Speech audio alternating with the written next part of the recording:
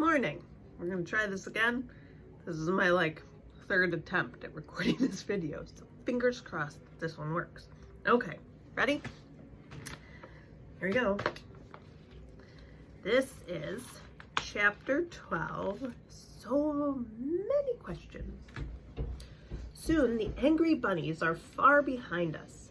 This mouse is so fast. What do you guys think? I ask my friends as we bounce around on the mouse's back. We all hold on tight to his fur. It doesn't seem to bother him. Was the white rabbit who told us to eat the queen's tarts fake? I explained my theory about the first rabbit we met being in disguise. But why would he disguise himself as a white rabbit? Robin asks.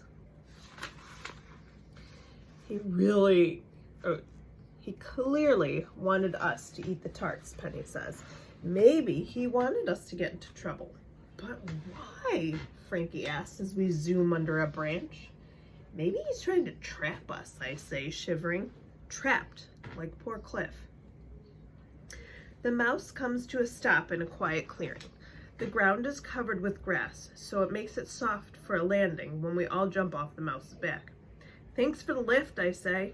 Anytime, the mouse says. My friends and I are all impressed that you took a stand against the queen. You girls are brave. We can help you any way we can. Or we will help you any way we can. We're trying to find something magical to eat, Frankie says. Any suggestions?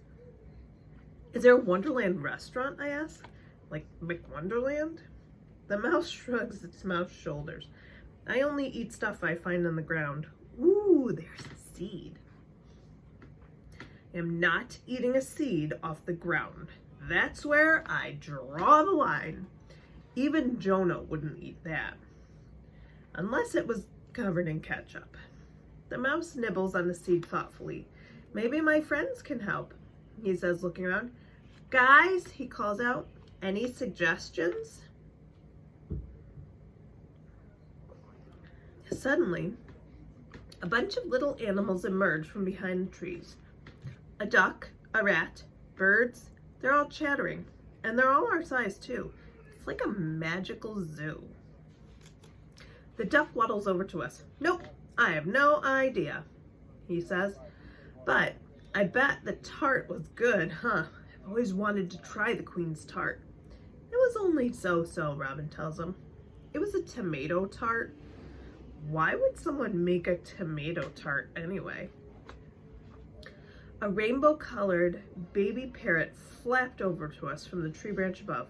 Can I rest on your shoulder? The parrot asked Penny. I'm very light.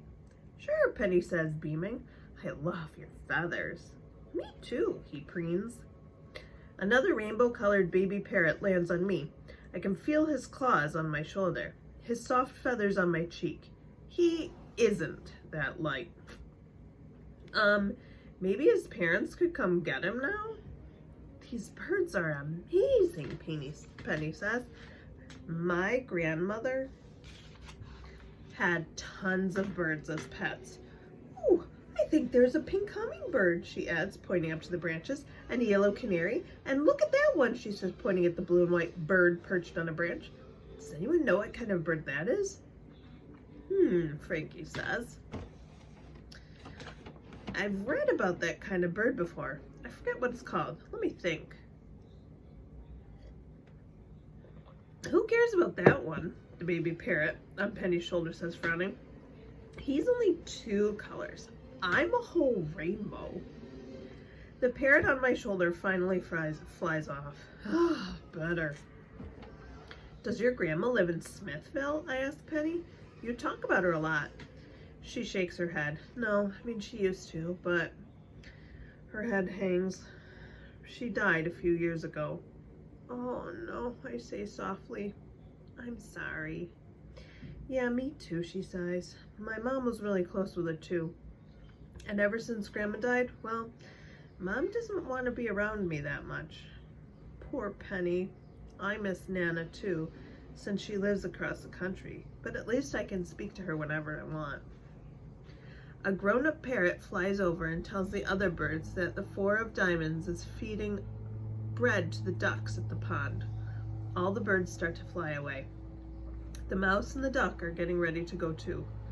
"We won't rat you out," said the blue and white bird as he soars away. "Promise." "I won't either," says the small gray creature at my foot, "and I'm a rat." "Good luck," says the big mouse before he bounds away. "See you later, alligator." I close my eyes. Please tell me there's no alligator behind me. "I think this time it really is just a figure of speech," Penny says, laughing. "So what now?" Robin asks. When all the animals have gone, we start walking again. "So what now?" Robin asks when all the animals have gone. We start walking again. "Frankie, is there anything left in the story that we could eat?" I ask. Frankie bites her thumbnail. "I don't know. We've kind of been going through the book backward. We started at the Queen's garden, then we went to the tea party, then we went to the Duchess's house and the White Rabbit's house, and I think we met all the animals that Alice met when she flooded the forest with tears." Which means, look, a door! Straight ahead, surrounded by trees, is in fact a door. A shiny blue door. Attached to nothing, though. Just a door. How could a door be there? Should we go inside, I wonder? "Don't you see?" Frankie says. "It's one of the blue doors from the beginning. We've come full circle." She throws open the door and runs inside.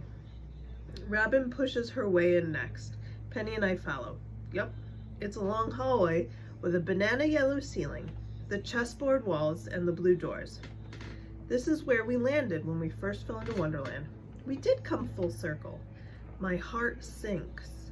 We must have gone through everything in Wonderland. We're back here? And nothing we drank or ate was the swallow to bring us home. I felt panicky.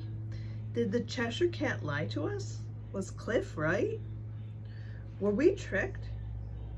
Is anyone who they say they are? Are we trapped here forever? Trapped like Mary Rose in my mirror? "Well, hello," says the White Rabbit, sitting on the glass table, wearing his red coat and little round eyeglasses. His legs are swinging beneath him, and he's looking at his pocket watch. The Drink Me sign on the table is The Drink Me sign is on the table, next to the bottle of potion. Huh? Where did he come from?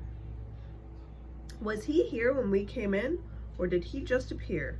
I narrow my eyes at him. "Which rabbit are you?" I ask. "Are you the real White Rabbit or the fake White Rabbit?" "The real one, of course," he insists. "There's only one rabbit, and that's me." "How do we know for sure?" Penny asks, hands on her hips. "Prove it." Plop! Thud. What was that sound? It sounded like something falling on the ground, just like we fell in.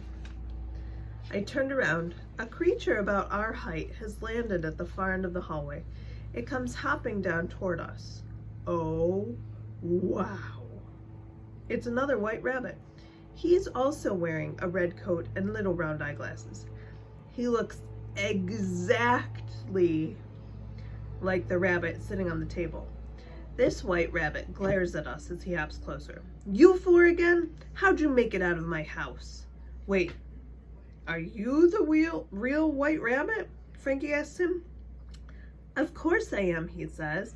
He studies the other rabbit. "Who are you?" My head hurts.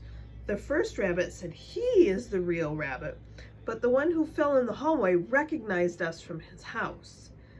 Which one is the real one, and which one is the pretend one? I stare at both rabbits. They look exactly the same. How can I know who's telling the truth? Suddenly, there's another noise. Plop, thud. Oof. We all look over to see who could have fallen this time. It better not be a third rabbit. No, it's a girl. She's wearing a blue dress with a white smock. She's a little younger than us. I'm guessing she's around 7, Jonah's age. "Oh my," the girl says, brushing back her blonde hair. "Where am I? I fell down a rabbit hole." Penny gasped. "OMG, Frankie cries. Oh wow, oh wow, oh wow, Robin says. Oh wow is right. The girl is Alice. Chapter 13 on Monday, called Hello Alice. Have a splendid Friday, my friends. Get out and enjoy the sunshine. I hope you are having a fantastic week off.